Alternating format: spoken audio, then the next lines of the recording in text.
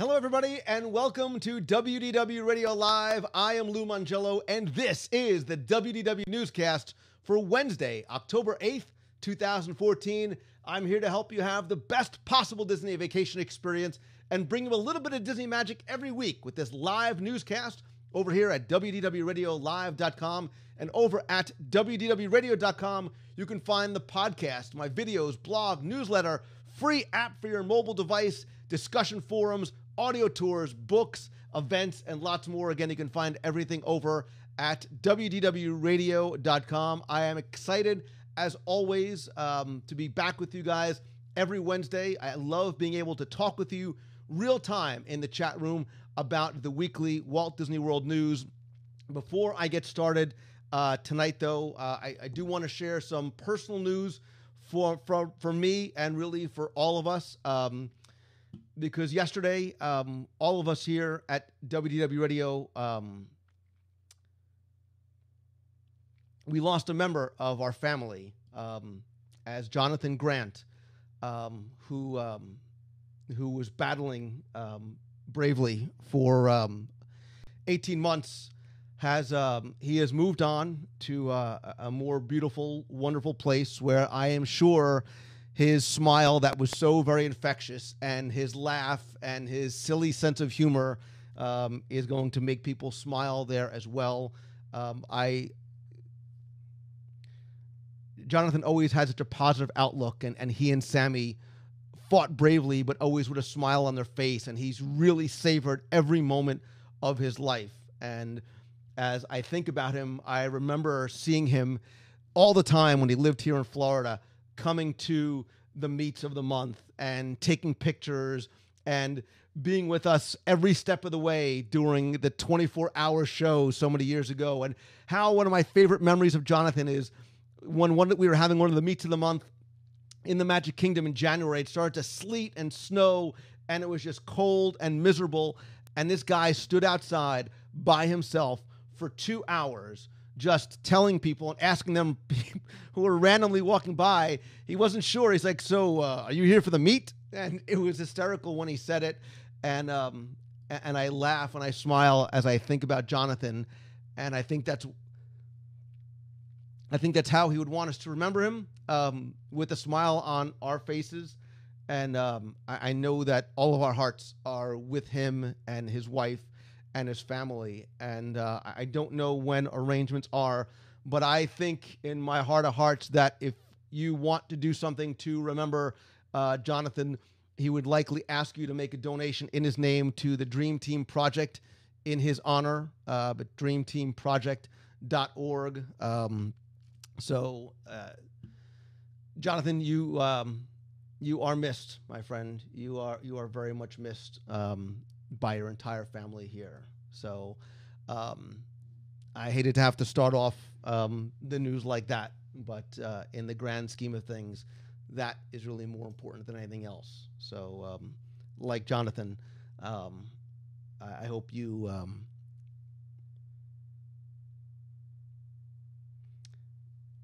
start to savor every moment of your life before it's too late. So difficult as it is, I'm going to try and just get into this week's Walt Disney World news. And again, it is a very difficult and awkward transition to make. But the show must go on, and I'm sure Jonathan would want it to. So let's talk first about the company in general, because the Walt Disney Company Board of Directors announced just a couple of days ago that it has extended Bob Iger's contract as chairman and CEO through the end of June 2018. So it's given a couple of more years to Bob Iger's contract.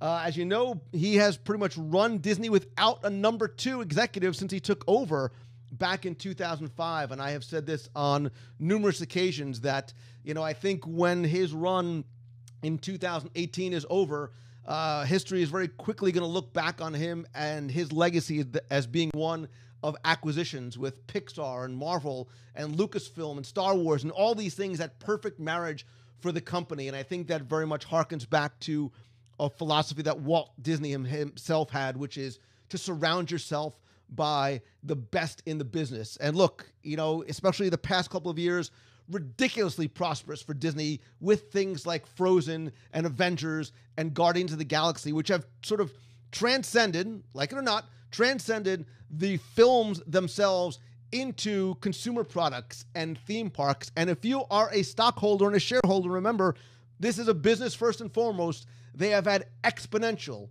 growth in value, quadrupled the value of the stock since he took over less than 10 years ago. And as a Disney fan, as a Disney enthusiast, we've been treated to new offerings, groundbreaking technology, all while, in my opinion, I think he has been keeping true to Walt's original vision. He's always been on the forefront of change and growth in the parks and resorts, right? Look at the deal with James Cameron and Avatar, again, aligning yourself with the best storytellers in the business, to the film division with Avengers and Frozen and Guardians. Now he's going to be able to continue that by overseeing the opening of Shanghai and the next Star Wars film. And what I think we're going to see is a next major Walt Disney World theme park expansion. Possibly, rumors have expansion coming with one of those intellectual properties to Disney's Hollywood Studios. Again, no number two since he's taken over. You know, it seems like the leads to take over, the people he's grooming for his position, would either be Tom Staggs, who's the chair of the Parks and Resorts, or Jay Rizzullo, who is the chief financial officer. Again, but you cannot deny what Bob Iger has done for this company, for the stockholders, and more importantly, as a Disney fan, I think what he has brought to the company as well. Very quickly, going back to Frozen, because you just, people want more Frozen. The Frozen summer fun is over because clearly now it's fall in Walt Disney World, which means it's still 97 degrees and 80% humidity. But Disney's Hollywood Studios just announced a new Frozen Holiday Premium Package at Hollywood Studios. Available November 7th through the 19th, the 21st through December 9th, and December 11th through January 4th, 2015, for $89 per adult, $59 per kid. You get reserved seating at First Time and Forever, the Frozen sing-along at the Premier Theater. You also get reserved viewing at the Osborne Family Spectacle of Lights, a Frozen-themed dessert party, including itty-bitty little Anna and Elsa cupcakes, a holiday-themed lithograph, and a Frozen pin. Theme park admission not included, but you can call 407-939-1854 to reserve your spot. So again, it is October. Finally, Halloween is just around the corner. One of my favorite holidays of the year. I'm a kid at heart. I love getting dressed up. And now Disney is inviting fans to sort of take their Halloween experience and bring it online. So if you go and visit Disney.com/Halloween, they've got all kinds of games and videos and crafts and galleries of villains. Lots of different things to do there. There's not-so-serious stories told by the Disney blogs, trick-or-treat ideas inspired by Disney Family, and if you're looking for a Disney-themed costume, you can find some items there from the Disney store as well. Again, if you visit Disney.com/Halloween, it'll take you right over to the website.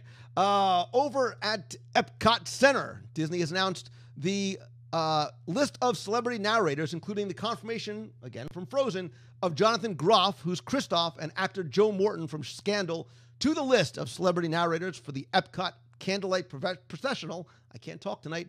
Going from November 28th through December 30th at the American Gardens Theater and World Showcase. It features a live reading of the Christmas story accompanied by a live orchestra and choir. It is absolutely breathtaking and beautiful, no matter what you believe.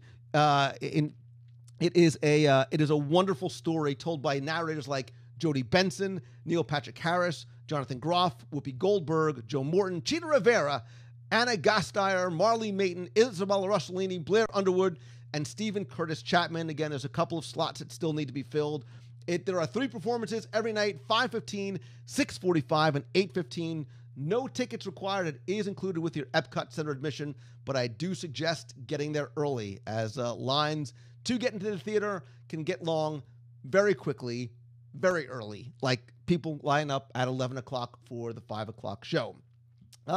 Back over at Disney's Hollywood Studios, there is a little bit of a change, a little bit of testing going on over at Toy Story Midway Mania, where only until tomorrow, so don't get nervous, in order to ride the attraction, you must have a FASTPASS Plus reservation. So What does that mean? You cannot walk up to the attraction this week until tomorrow.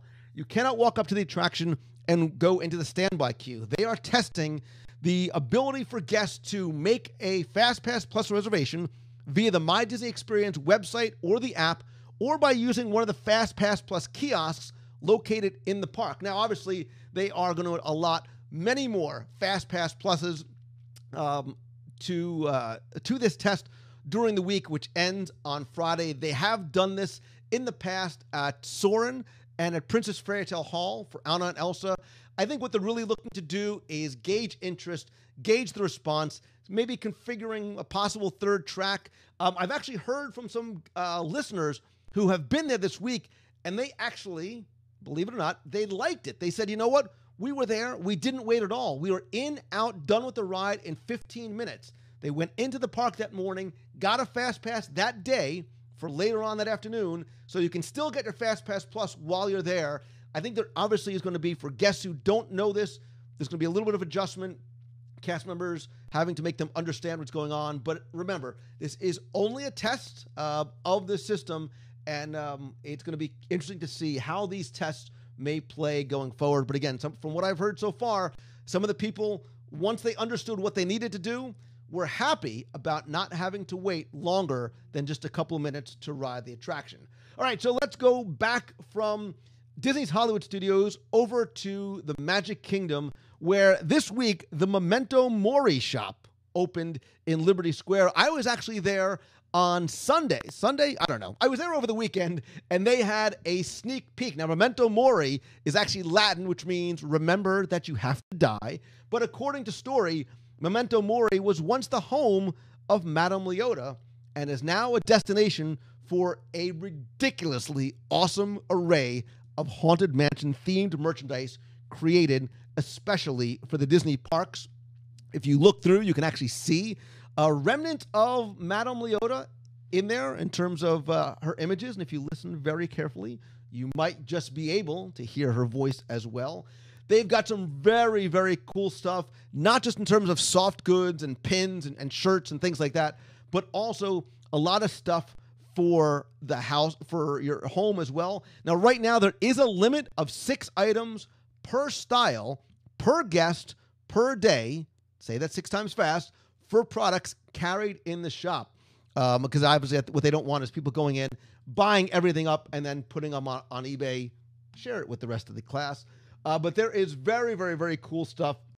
Really enjoyed it. More importantly, there is a very cool, and I didn't realize this was there when I walked in. There is a very cool, unique souvenir that I've never seen before that you can only get there. What you can do is you can actually walk in, and for $19.99 or $19.95 plus tax, you can sort of get your image from the spirit world in lenticular form.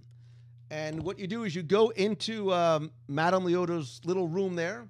They do whatever they need to do, and you get your lenticular. Now, I'm going to embarrass myself because I had to do it in the name of research.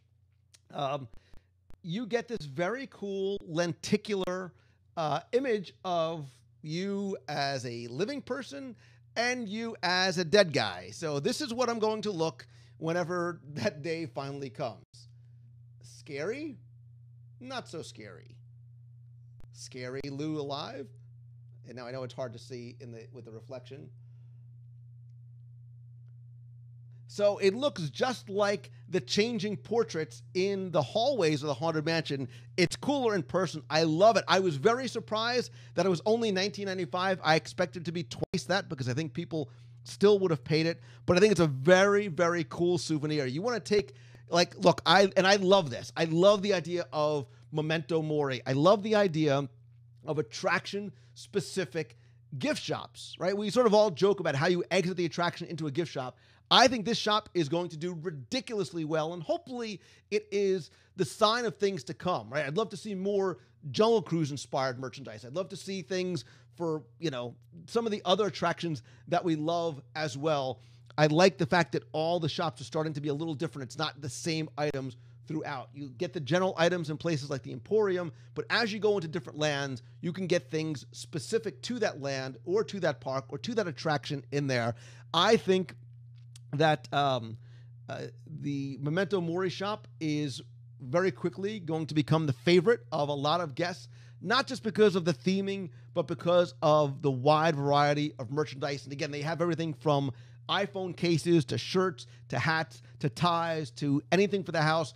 Yes, they even have like Haunted Mansion themed food, like crispy treats. It's shaped like tombstones.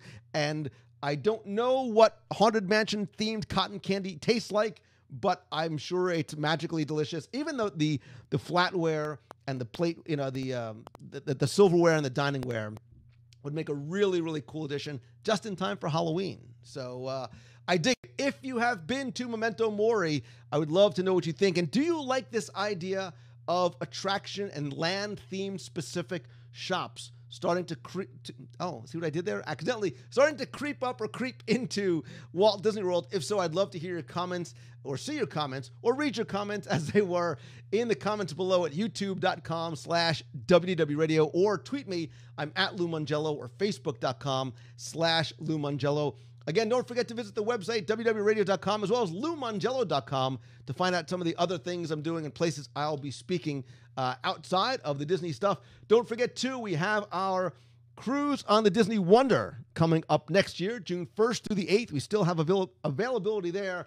And I look forward to seeing, hopefully, many of you next month, not in Walt Disney World, but in Disneyland for the Avengers Superhero Half Marathon Weekend. I will definitely be there participating in some capacity in one or more of the races, but we'll definitely do some meetups while we are out there as well. Stay tuned to the events page over at WDWRadio.com for more information. So that is going to do it for this week's show. Please join me and tell your friends. Spread the word. Invite them over to come by too every Wednesday, 7:30 p.m. Eastern, right here at WDWRadioLive.com. I'm going to chat with you guys in the chat room some more.